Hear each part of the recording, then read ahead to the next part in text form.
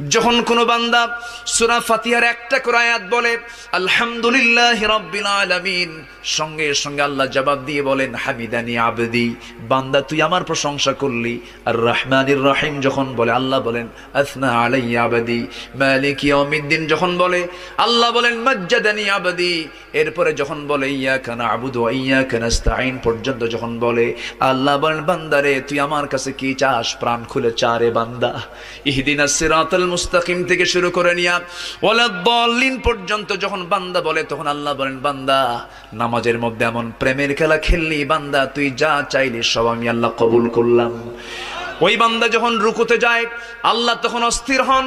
ওই বান্দা যখন সিজদায় যাওয়ার জন্য প্রস্তুতি নাই, সমস্ত ফেরেশতাকে ডাক দিয়ে বলেন ও ফেরেশতারা, এই বান্দাগুলো আমাকে দেখলো না, রাসূলকে দেখলো না, কোরআনকে দেখে হাদিসকে বিশ্বাস করে আমাকে খুশি করার জন্য তার সবচেয়ে সম্মানজনক